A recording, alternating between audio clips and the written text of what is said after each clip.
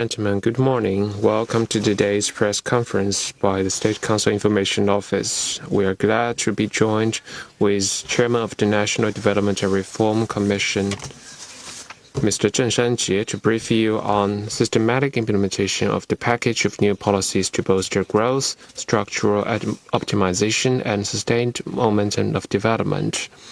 And he will take your questions. We are also joined by Vice Chairpersons of the NDRC, Mr. Liu Sushe, Mr. Zhao Chenxing, Mr. Li Chunling, and Madam Zheng Bei. Now, I will give the floor to Mr. Zheng Shanjie for some opening remarks. Friends from the press, good morning. It is a pleasure to attend today's press conference together with my colleagues. And I will brief you on relevant information and take your questions. On September the 26th, the Political Bureau of the CPC Central Committee held a conference to assess the economic situation and made instructions on the economic work and introduced a package of new policies. This speaks volumes about how much importance the CPC Central Committee with Comrade Xi Jinping at its core attaches to economic work and its confidence and determination to promote sustained recovery of the economy. On September the 29th, the State Council held an executive meeting to study specific implementation of this package of new policies. Today, I will brief you on comprehensively implementing the decisions and instructions of the CPC Central Committee and the State Council and the systematic implementation of this package of policies. And after my briefing, my colleagues and I will take your questions. Allow me to brief you on two aspects. First, the current economic situation of China. We believe that to get an accurate picture of the Chinese economy, we need to adopt a holistic, objective, and calm perspective and look at the whole picture and the momentum of development. That means we need to look at the present and also look at the indicators for the future. From a macro holistic picture, we are faced with a more complex environment at home and abroad. China's economic performance is generally stable and showing progress while maintaining stability. We are seeing accelerated progress in fostering new quality product forces. We have also applied stronger measures to ensure people's well-being and made positive progress in forestalling risks in key areas. We have advanced high-quality development and maintained general social stability. And I can use two keywords, steady and progress, to summarize the situation. Steady or stability is mainly demonstrated in overall economic picture.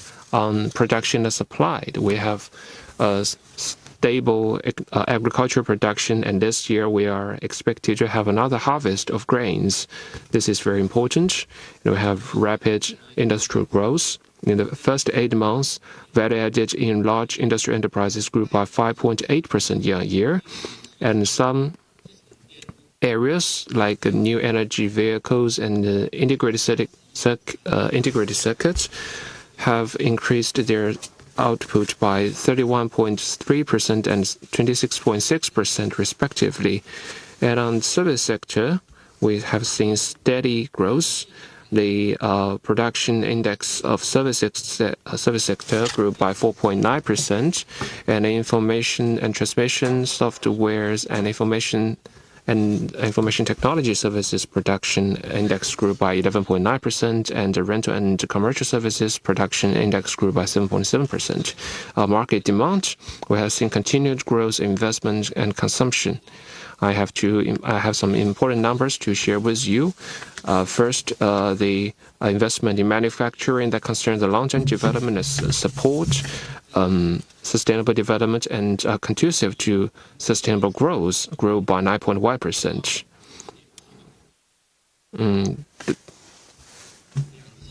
That's 5.7% higher, percentage points higher than the average of investment.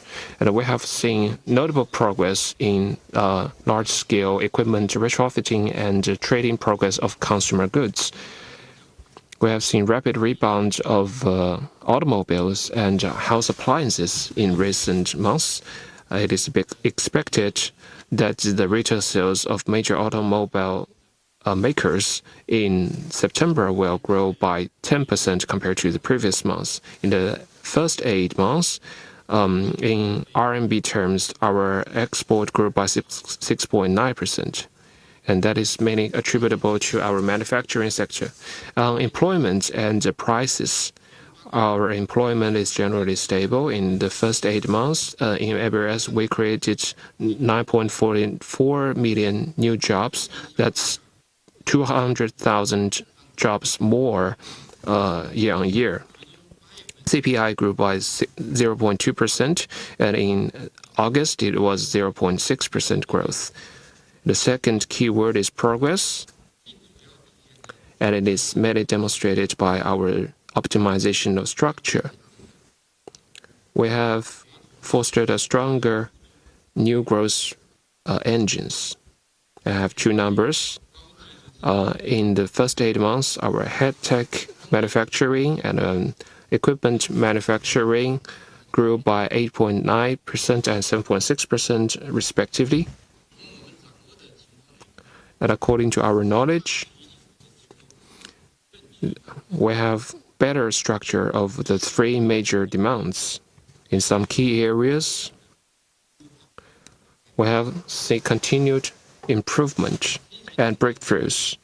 The new urbanization and coordinated regional development is being solidly implemented, and major economic provinces are shouldering greater responsibilities.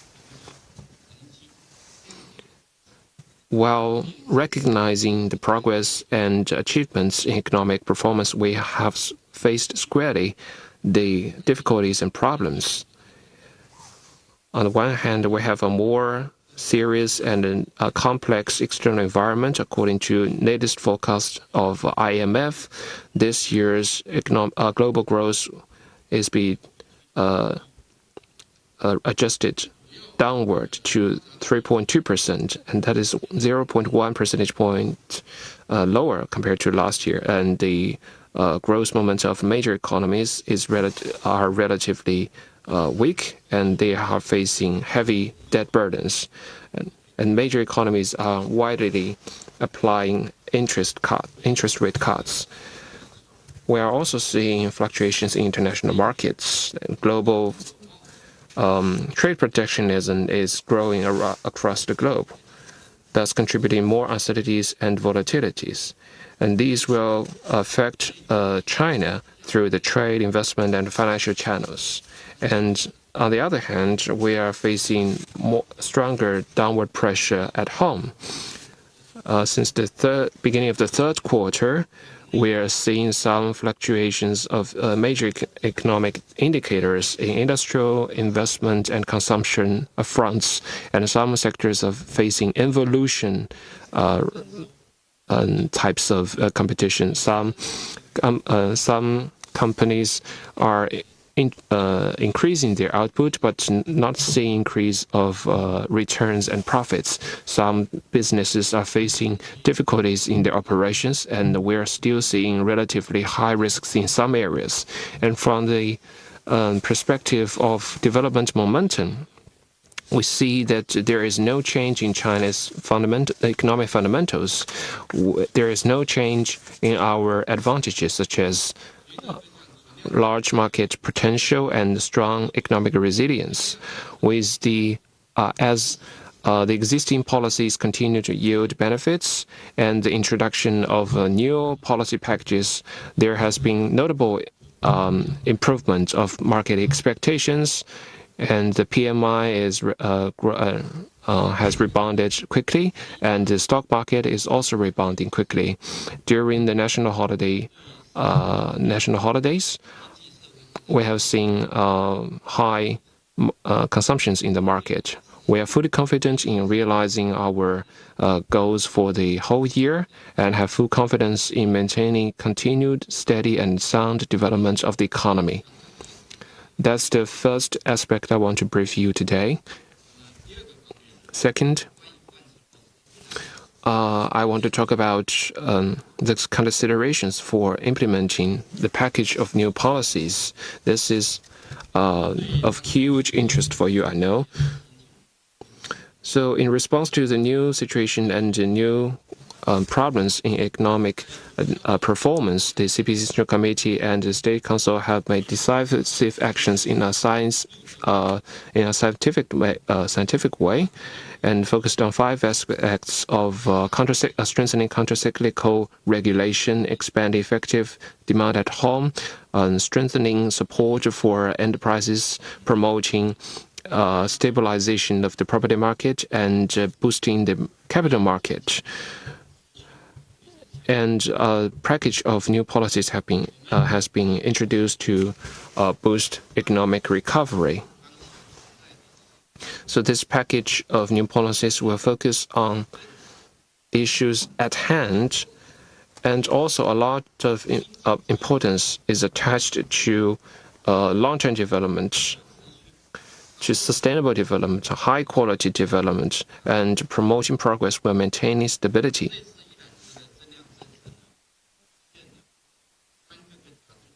So it can be summarized by 3 stronger important focuses. One, strongest focuses on improving quality of economic development. Second, stronger focus on supporting development of real economy. Third, stronger focus on coordinating high-quality development and greater security.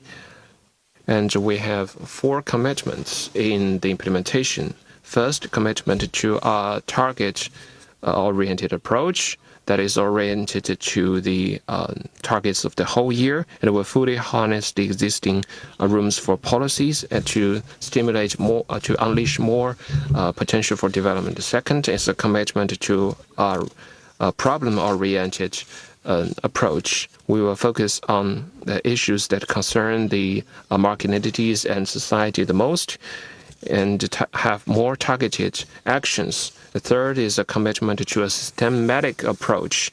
We will coordinate policies on the fiscal front, the financial front, the consumption, investment, property, stock market, employment, and people's livelihoods front to strengthen the consistency of macro regulation policies. The fourth commitment is to both long-term and short-term measures to have better coordination of the policies of this year and next year, ensure a smooth conclusion of our work in the 14th five-year plan period. So this implementation is holistic and systematic work, and it needs to be more targeted and refined. We will work to ensure its sustainability and effectiveness. In response to the downward pressure on our economy, we will strengthen countercyclical adjustments through macro policies, and there will be sustained efforts on all fronts and with higher intensity. Second, in response to inadequate effective demand at home, we will focus more on promoting consumption and supporting people's livelihoods to harness the propelling role of investment. Third, in response to difficulties of business operations, we will strengthen support for businesses to improve their environment and help them tide over difficulties. Fourth, in response to continued weakness of the property market, we have taken a host of measures to stabilize the property market and reverse its downturn. The fifth, in response to a decline in the stock market, we have introduced a series of effective measures to boost the capital market. And going forward, we will work with all regions, localities, and departments to systematically implement this package of policies decided by the CPC Central Committee and State Council to remove the barriers and ensure that within this year we can see more physical gains to ensure our economic momentum remains strong. This will help us lay a better foundation for the conclusion of the 14th five-year plan and lay a good foundation for the opening of the 15th five-year plan. That concludes my opening remarks. Thank you. Thank you. Now we open the floor to questions. Please identify your media affiliation before raising your questions.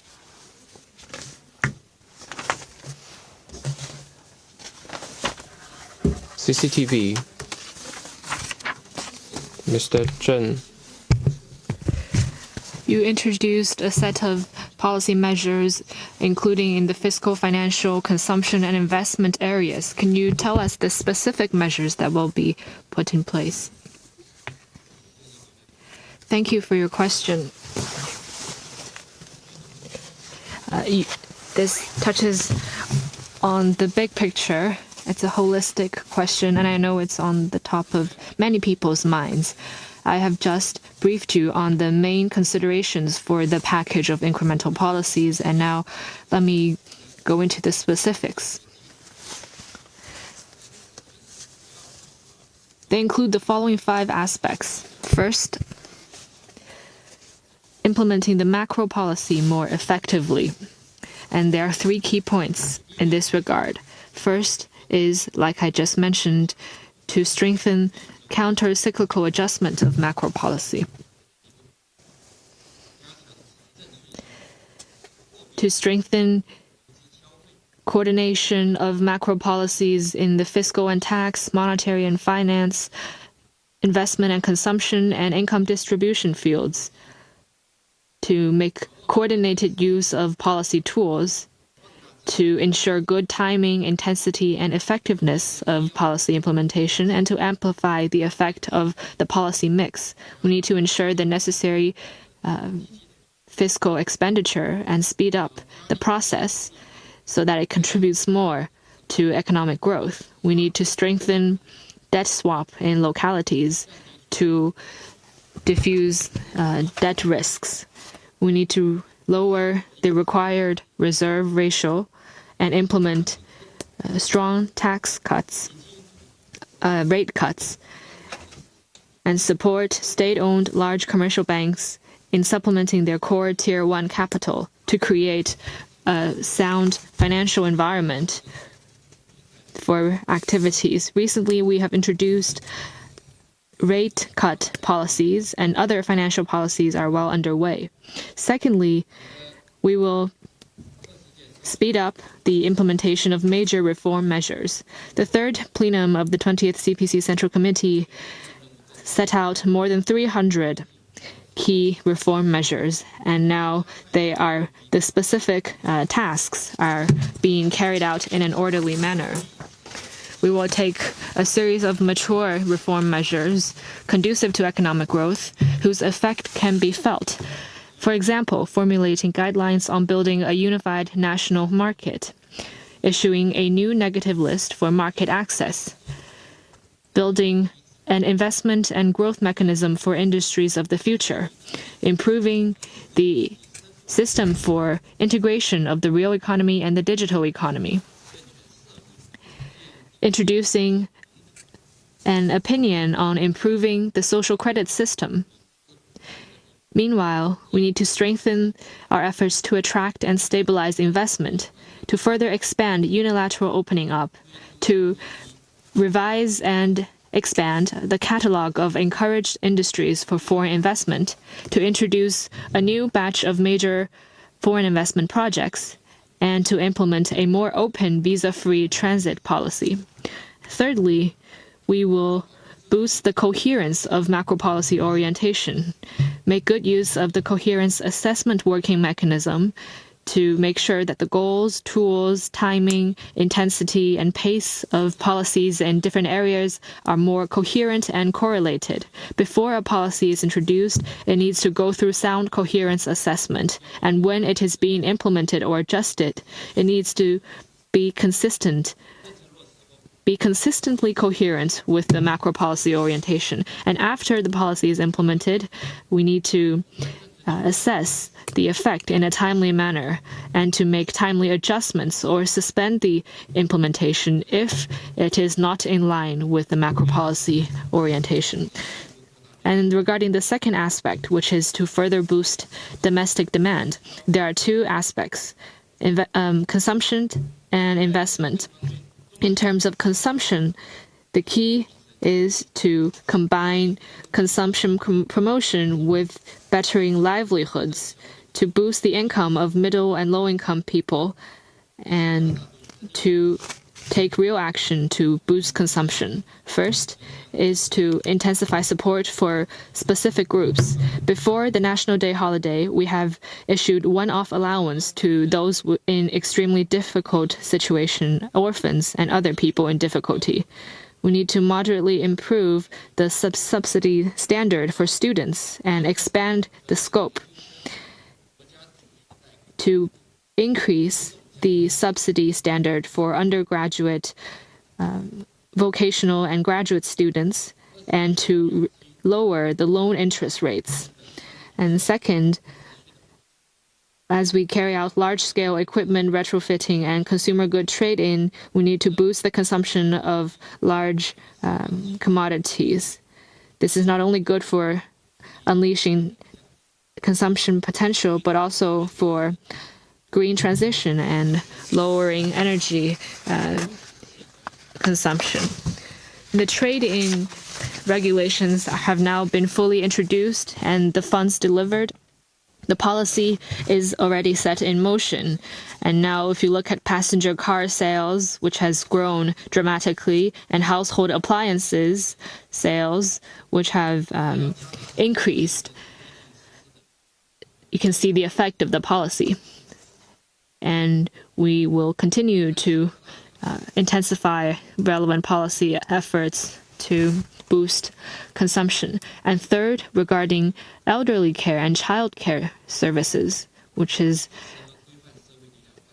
a key concern for many, we will support and regulate these industries, the private sector in developing these industries, and improve the policy in support of childbirth to boost the public services in childbirth and child medical care, to foster new forms of consumption in the digital and green arenas, and to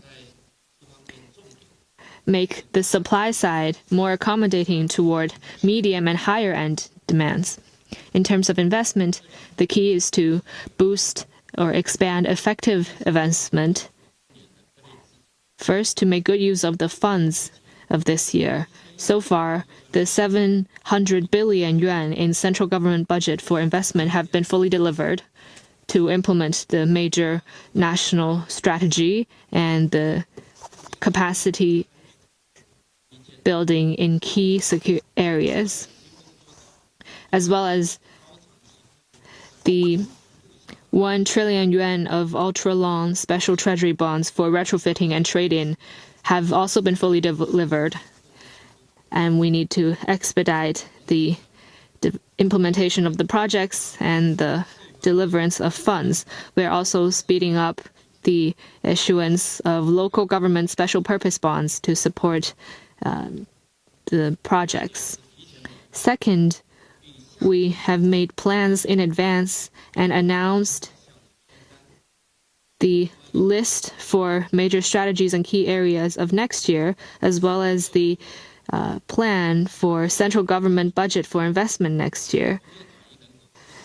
We have noted that areas including infrastructure building, urban residency for rural migrants, high standard farmland, urban underground pipeline, and urban renovation require much funding. So next year, we will continue to issue ultra-long special treasury bonds and optimize where they go. We will strengthen support for the major strategies and key areas. We will soon announce in advance the 100 billion yuan of central government budget for investment for next year, as well as the list worth 100 billion yuan for major strategies and key areas in order to support the local governments in kicking off the work early and making preparations. And a key focus is to speed up people-centered new urbanization. Thirdly, we will improve how we implement the major policies. We will appropriately expand the scope for the use of local government special purpose bonds and expand the area, intensity, and scale of special purpose bonds to which the funds from the sale of those bonds can be channeled. We will take measures to boost the use of private investment and to implement the mechanism for cooperation between government and private investment. Third, to intensify our support for businesses. Firstly, to regulate law enforcement and regulatory behavior. We will take more accommodating and prudent regulatory actions and considerate law enforcement actions. We must not make penalties, inspections, or seizures inappropriately, and will carry out monitoring on abnormal regulatory behavior. We will speed up the legislation of a private economy promotion law to create a good environment for non-public sector growth. Second, we will decide on the follow-up arrangements for policies that have a time limit. By the end of this year, policies related to tax support, unemployment insurance, and upscaling subsidies are set to expire, and we will study them to see that if they need to be extended, we will specify the time limit as soon as possible. This will be good for the businesses, and such good policies will not be reduced and will not be stopped. Third is to strengthen the supporting factors. The policy of debt extension without repayment for small and micro businesses have been expanded to medium-sized businesses for a set period of time. This policy has been introduced, and more businesses are set to benefit from it. Recently, the NDRC and the National Financial Regulatory Administration have set up a coordination mechanism to support the financing for small and micro businesses and guide financial institutions in providing financing support in a market-oriented manner to provide as much loans as they can. And we will incorporate a series of eligible major projects into the 14th five-year plan for energy intensity and encourage local governments in buying green electricity and green energy certificates to boost the consumption of renewable energy. Fourth, regarding the real estate sector, follow the situation closely, assess the effect of the policies, and make good preparations This year and next year, we will strengthen the coherence of policies to support our economy in going up and the development momentum of our economic growth. Thank you.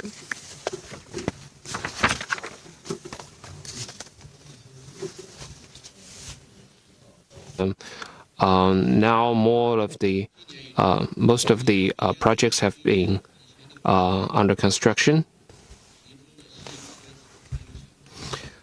We have attracted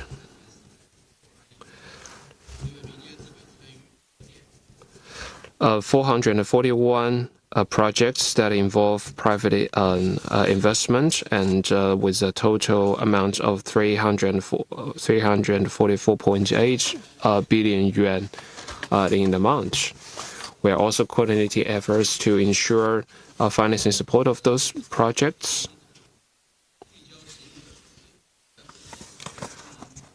We're using franchise operation and other measures to promote demonstrative PPP projects to the society that involves 141 billion yuan. According to the instructions from CPC Central Committee and the State Council, we will coordinate efforts across interagencies to better implement the existing policies and systematically implement the package of new policies. And allow me to share with you 5 aspects of focus for our implementation. Well, first, we announce the advanced part of the investment plan and 2 key areas projects on the next year's central budget. And supporting the development of 2 key areas projects is an important decision made by the CPC Central Committee in light of the long-term development of China's economy. We will maintain the intensity of implementation of the 2 key areas projects. We have identified projects that meet the criteria and have ripe conditions, and will accelerate efforts to identify more projects under this scheme. We will work to improve the efficiency and effectiveness of our investment in this regard. The Central Strategic investment will continue to support projects that benefit the public welfare and support long-term development. We are accelerating construction of the projects. We will announce in advance the catalog of 2 key areas projects worth of 100 billion yuan, initially scheduled for next year. The relevant departments will continue to identify potential projects for future implementation. Our second aspect is we'll strengthen the intensity of implementation of the 102 major projects under the 14th five-year plan. And now 92% of those projects have been constructed or under construction. We will strengthen coordination and ensure the responsibilities are fully fulfilled by those carrying out those projects. And those projects are not yet to begin will be urged to launch construction as soon as possible before the end of next year. The third, we will fully harness the newly earmarked special bond for local governments. We will urge the localities accelerate the implementation of projects financed by already delivered special bonds, and accelerate issuance of remaining quota to achieve more physical gains as soon as possible. We will also take efforts to address the problems we have identified in the management, oversight, and allocation of special bonds by local governments.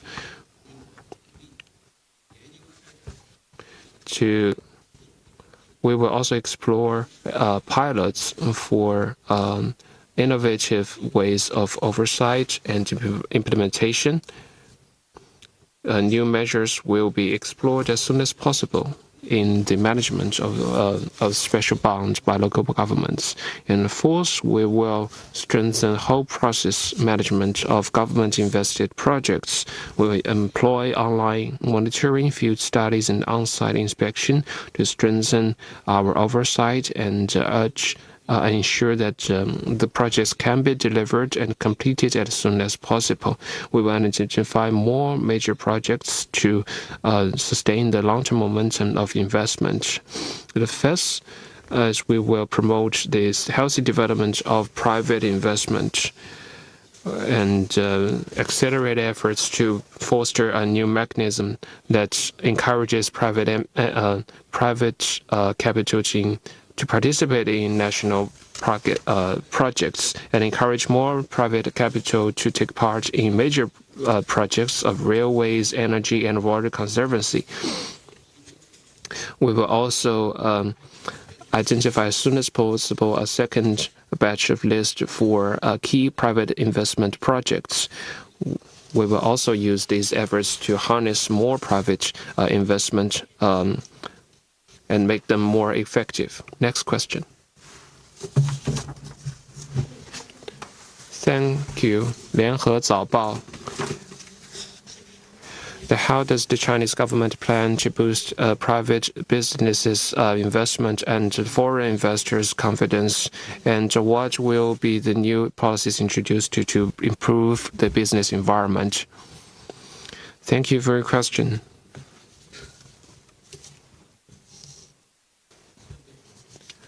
I will ask Madam Zheng Bei to answer your question. Thank you.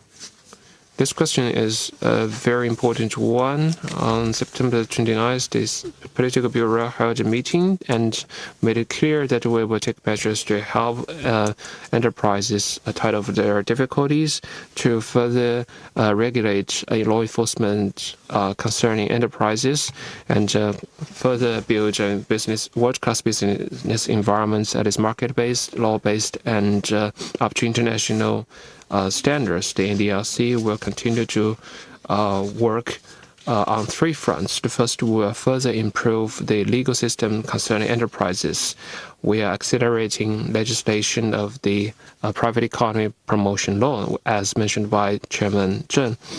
So this will help us codify fair treatment for state-owned enterprises and private enterprises. We'll revise the tendering and bidding law at a faster pace to break local protectionism and ownership discrimination and foster a level playing field. And we will also review and revise relevant regulations to ensure timely payments to SMEs by government departments, public institutions, and large enterprises. And we'll also rectify the regulations and laws that cause unfair treatment for businesses. Second, we will strengthen oversight of law enforcement concerning enterprises.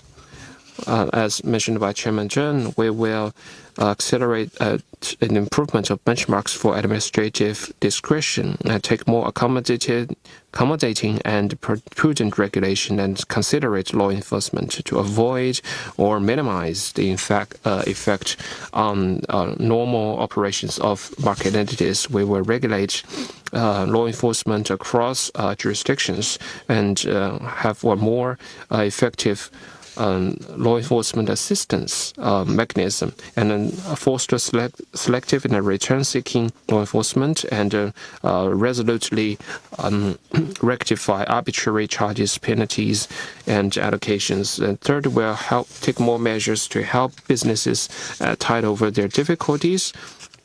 We'll fully harness our interagency mechanism to improve services, strengthen communication at the national, provincial, prefecture, and county levels to heed opinions from the business owners and help them address the issues at their hand.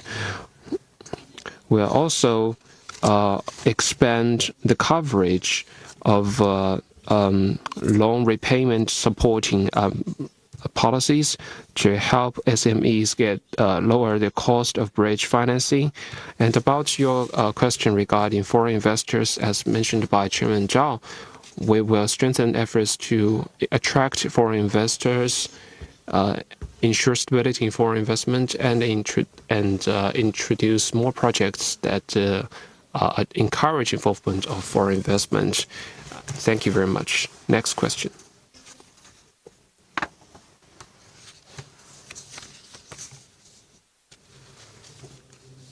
Thank you, Reuters. About this package of policies, do you have estimated scale of the policies, and what is the target of this package?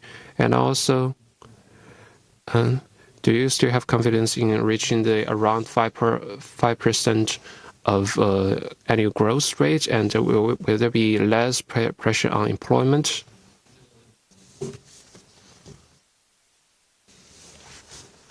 I will ask Vice Chairman Zhao Chengxing to answer your question. Thank you for the question. I feel that Chairman Zheng has addressed somewhat all of the aspects that you asked about. Like he mentioned, the formulation of these new policies have demonstrated that we attach greater importance on the quality of economic growth, greater support for the real economy, and greater coordination between high-quality development and security. Regarding the policy goal, it should be kept to, and we should take a problem-oriented and holistic approach, keeping in mind both the short-term and the long-term. So these are very important points that Chairman Zheng made, and I'm sure you've noticed that he also highlighted many key words. For instance, he said that this time it is a holistic and systematic and comprehensive set of policies. These are two key words.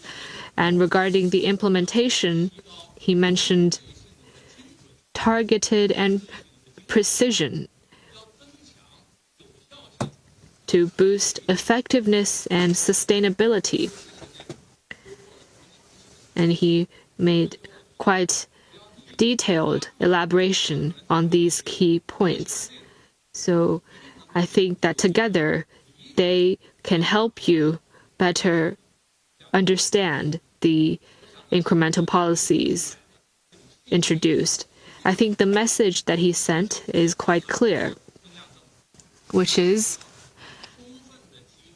these policies are set to fully unleash the initiative and creativity of the whole of society for high-quality development and to truly achieve sound and sustained recovery and growth of the economy. Now, judging from the current situation, in the first half of this year, economic growth rate was 5%. Employment and prices were generally stable. Today is October 8th. We've seen 3 quarters of economic performance.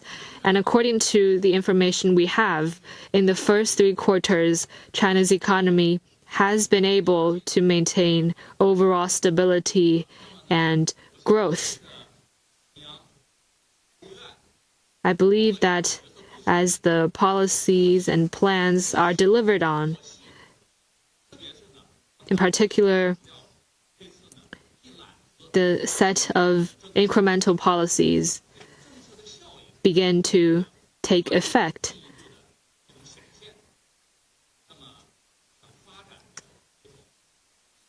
The vitality and dynamism of growth will be further released, and market confidence is already improving.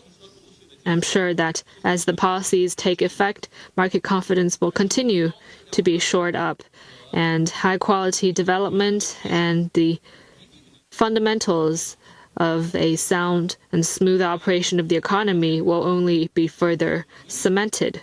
We have the conditions, the capacity, and the confidence to achieve the target for economic growth for this year as planned. Thank you.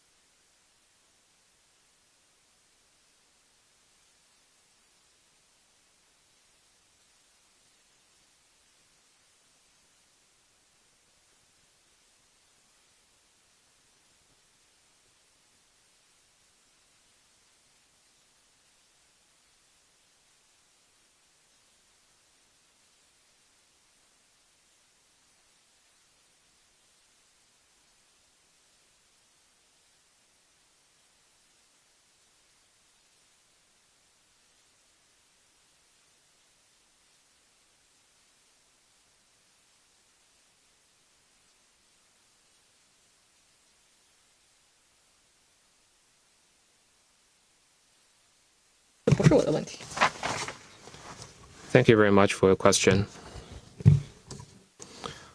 About employment, I will ask Vice Chairman Li Chunling to answer your question. Thank you for your question.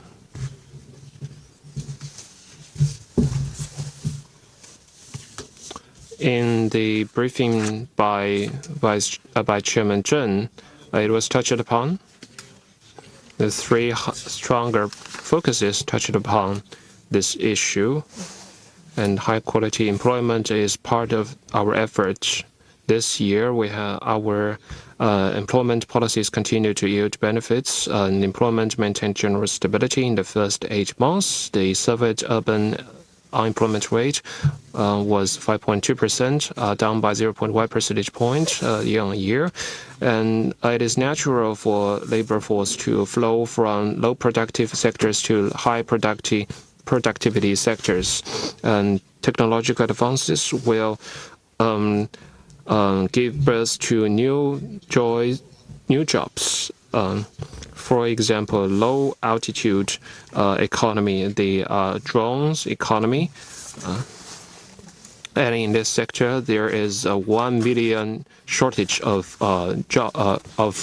workforce in this area, and also the repairment for new energy vehicles. In this area, there is less than 100,000 people employed in this area, but in the next few years, we estimate that there will be a shortfall of more than 1 million people in these relevant high-tech jobs. And the Political Bureau meeting on September the 26th had clear instructions on employment work. And the key in this area is development, and especially high-quality development. So going forward, the NDRC will continue to implement the employment-first strategy and strengthen coordination macro policies to boost employment through development.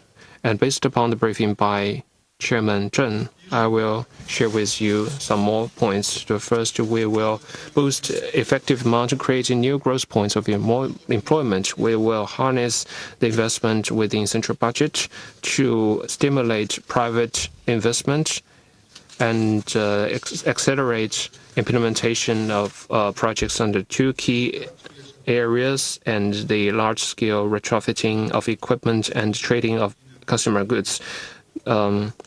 Last year, NDRC used 10.9 billion yuan under the central budget to boost employment in rural areas. That created 290,000 jobs and increased in average income, created an additional average income of 10,000 yuan. And the second, we will boost emerging industries to create new clusters of employment, encourage localities to foster new quality productive forces in light of their own conditions to create new strategic emerging industries and future industries, to create more knowledge-based and technique-based jobs. The third, we will expand the employment space for living services. For example, child care, elderly care services, and house services. We also harness the potential in logistics, housing, house services. There is still a lack of high quality house service providers. And fourth, we will harness our vocational education and training system to provide more training opportunities for areas such as infrastructure development and have more targeted services for businesses that are in need of more employees. And we have more tailored services for the labor force so that they can gain more techniques to find a job. About your question on employment is also high on our mind. So when we look at some sectors, there will be a flow from one sector to another sector. There is a shortfall in certain sectors. So we are taking measures to address those issues. And you also touched about the special bond. I will ask Mr. Liu Sushe to take that question. About the special bond, it was touched upon in our briefing.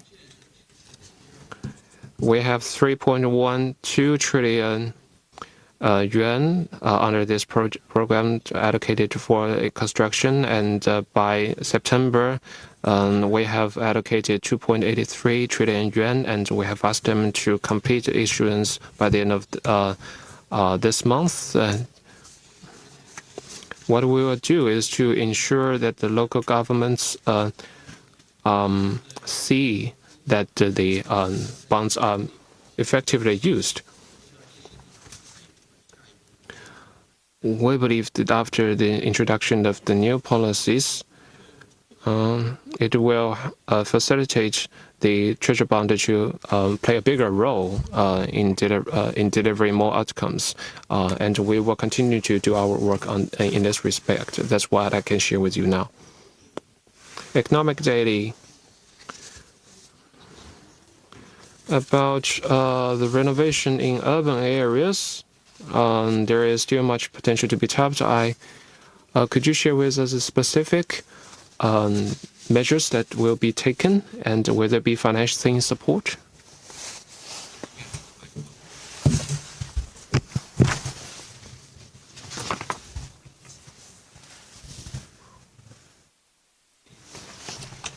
Thank you for the question.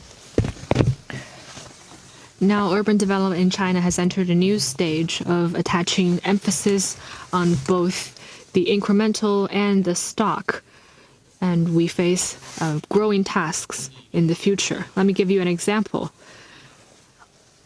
Underground pipeline.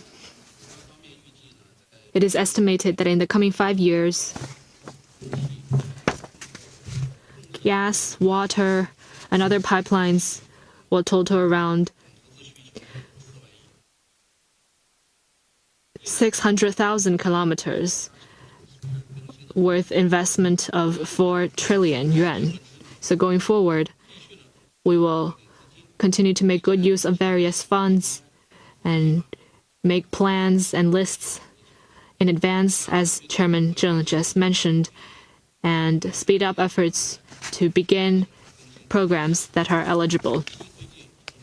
We will improve the sustainable renovation mechanisms and shore up weak links to fully unleash the potential for new urbanization and develop new drivers of economic growth. There are several key points. First is to take an orderly approach to renovation tasks. In the short term, it's about eliminating safety hazards. In the medium term, it's about renovating old facilities. And in the long term, it's about improving the function of facilities. We will implement 6 major programs on renovation of urban infrastructure, with priority given to old residential areas, urban villages, infrastructure, safety, etc. We'll take an orderly approach to renovation of old factory plants and the elevation of urban public services. And secondly, within the central budget and the 2 key major programs, within this framework, we will support a series of new key eligible programs. From 2023 to 2024,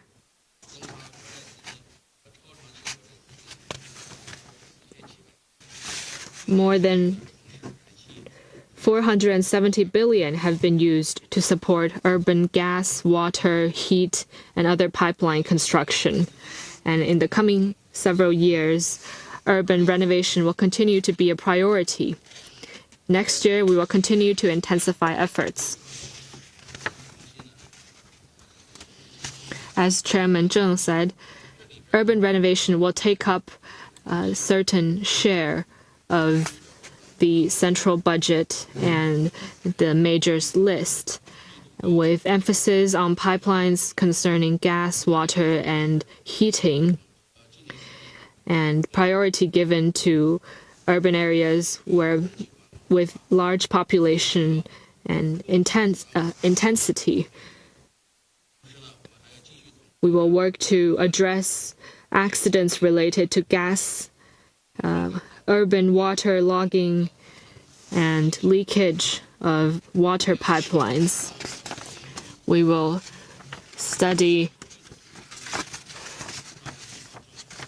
try to incorporate revenue-making projects within the local government special purpose bond scope. There is great market potential in terms of urban renovation, so government investment alone is not enough. We need a diversified funding mechanism and to attract private investment. With regard to well-established areas, we will try to bring the role of the market on board as much as possible. And where market has the intention, we will also give full play to the cooperation, the PPP mechanism, as well as the infrastructure rates, to form a new model of government-led market operation and participation by the public. Thank you.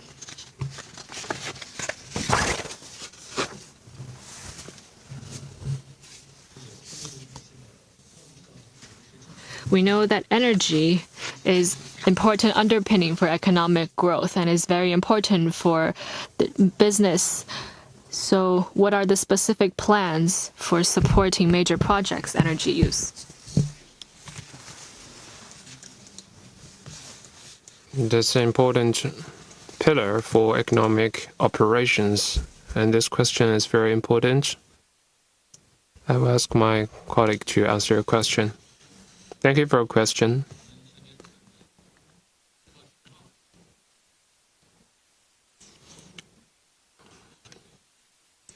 Actually, Chairman Zheng stressed the importance of strengthening support for use of factors of production. And energy consumption is very important for high-quality development. It could be viewed as a key pillar for high-quality development.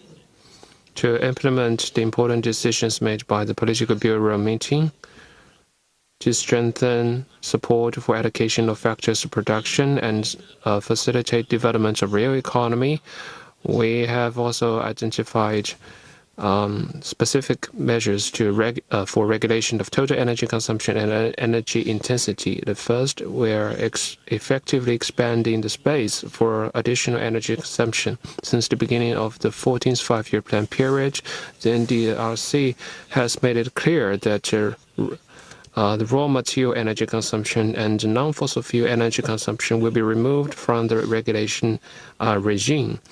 And with the rapid development of renewable energies in China, there is gradually more space for energy use resulting from this development.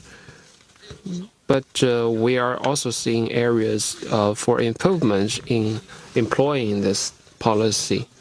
So in formulating the package policies, we have made it clear that in conducting energy conservation assessment for fixed asset investment programs, we will strictly deduct the energy consumption for raw materials and non-fossil fuel energy consumption.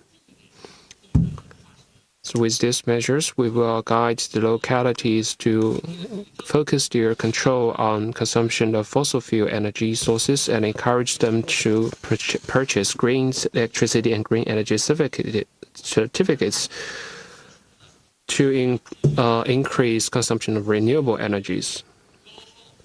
This will create more space for increased energy consumption for economic and social development. At the same time, we will also take measures to effectively curb unreasonable increase in energy consumption and improve the optimization of industrial structures and curb disorderly launch of high energy consumption and high emission projects.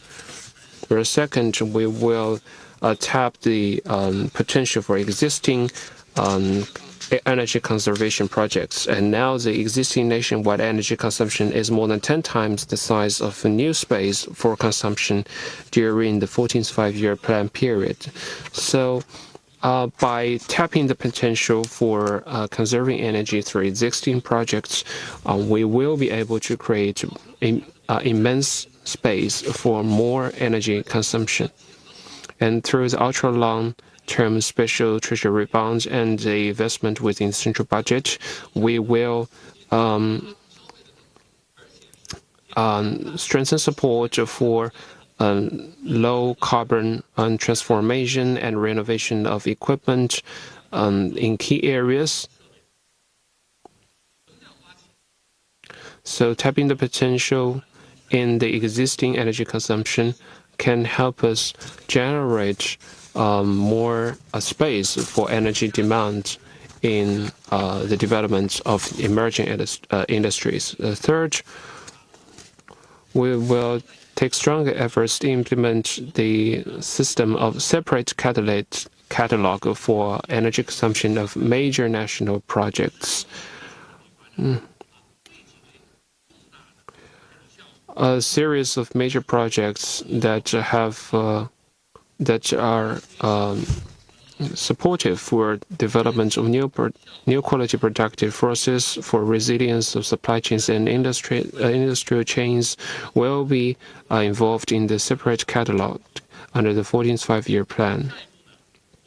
And they will be not involved in the assessment regime for the provincial government energy conservation reviews. Going forward, the NDRC will ensure effective implementation of relevant package policies and to provide energy support for the steady, sustainable, and healthy development of our economy. Thank you. Next question.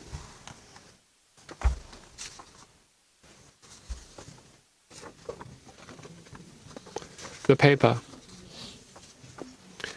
A new type of urbanization that puts the people first is a very important priority, and it is also important to enable migrant workers to settle in urban areas. What measures will be taken in this regard? It's a systematic issue. A while ago, the CPC Central Committee and the State Council released a comprehensive document on this very subject. As you mentioned, people-centered new urbanization is a systematic project. On July 28th, the State Council released a 5-year action plan on implementing the people-oriented new urbanization strategy. So we have worked with competent departments to make detailed plans for this year and next year. Right now, a thematic training is being held for all 3 tiers of government. And we have launched our pilot work on addressing the thorny issues in urbanization. There are 4 major actions we plan to take to strengthen policy support and implementation. First, in terms of rural residency for urban migrants, we will try to break the chokeholds for the more than 170 million rural migrants and their families as they work to achieve urban residency. In cities with more than 3 million residents, we will relax the conditions for residency, establish community public household residency, and improve the home renting policy. And with regard to education, healthcare, and housing, which are on the top of the migrants' mind, we will increase support of ultra-long special treasury bonds in terms of the middle school education, renovation of hospital beds, and government-subsidized housing. Secondly, urbanization in areas with potential. We will work to address the issues of those areas and strengthen support between the middle and western parts with the eastern parts of China. Third, in terms of modernized urban circles, we will try to address commute issues and work to build expressways, railways, and other convenient transport facilities to make the urban circle develop faster. In terms of security and resilience, we have given priority to underground pipelines and other projects to eliminate risks and hazards. We have made plans for next year in advance to implement the lifeline security projects. We have worked to improve the flood prevention system to shore up the weak links. New urbanization has significant effect for boosting consumption and investment. We will work with competent authorities to leverage its role for boosting demand and to provide strong underpinning for the smooth running of the economy. In the interest of time, we will have 2 more questions.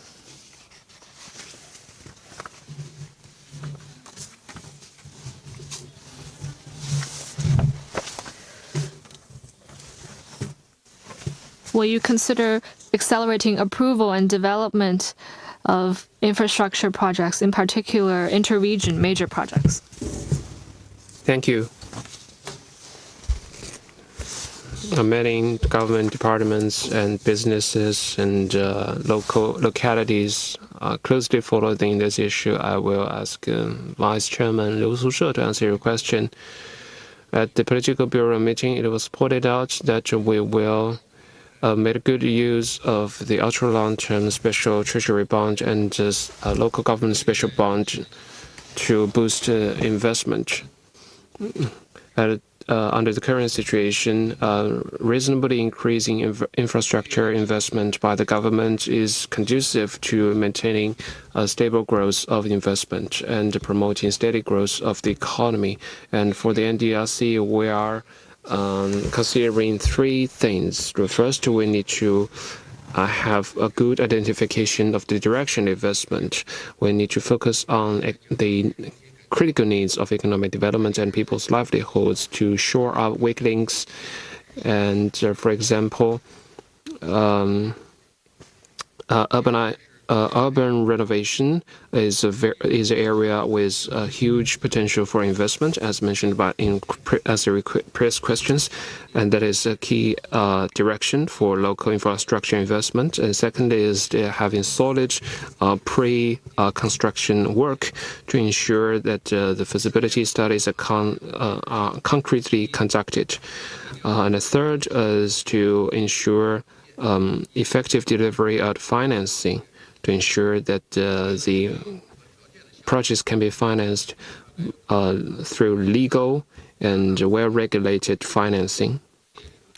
And we will strengthen the investment support by the central budget for certain projects with a reasonable intensity to lower the burden for local governments. Next question. Thank you. Southern Urban Daily. Now we're entering winter. There will be a hike of electricity and natural gas usage. What will be done to ensure the stability of prices and supply? Thank you for the question. We know this is on the top of people's minds to get through summer and winter in particular. As Chairman Zheng said, this question concerns millions of households around the country. Now that national holiday is behind us, winter is about to come, followed by the New Year and Spring Festival.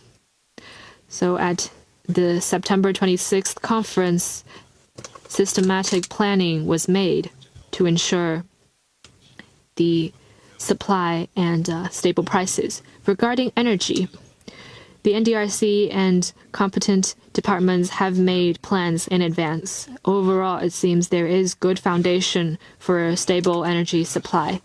In terms of coal, supply is stable with more than 200 million tons in stock to get us through more than 30 days on average. It's at a high if you compare it to past figures, and the northeastern regions have ample supply. In terms of electricity, installed capacity is over 3 billion kilowatts. And renewable energy, including wind and photovoltaic, accounts for more than half of that. With unstable electricity supply, smart scheduling and strengthened mutual aid between different provinces and regions can contribute to stable supply of electricity. In terms of gas, it is also quite ample, and peak shaving and gas storage has grown 8 million cubic meters compared to last year. Going forward, we will continue to step up assessment and monitoring to ensure stable supply of energy. First, to increase the supply of coal, gas, and other energy to ensure that there is effective uptake of new energy as well. Second, to strengthen scheduling in order to increase the storage of coal and gas. And third, to put people's essential needs as the focus to reduce the effect of extreme weather on normal operation. There has been typhoon and floods, and there has been historic high in energy consumption compared to 2023. It's been a much higher figure, but even under such circumstances, we have maintained smooth and stable energy supply. Even when typhoon and floods led to temporary electricity outages, they were soon rectified. So with efforts from all sides, we have confidence that we can ensure sound supply of energy through the winter and provide sound underpinning for the growth of the economy and for a warm winter for the people.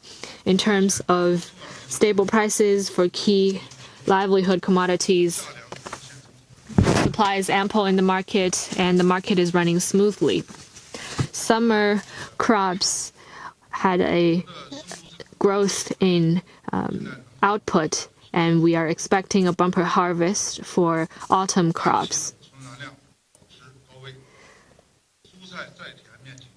Poultry is at a high level in terms of their output, and vegetables, the area of vegetables grown has grown.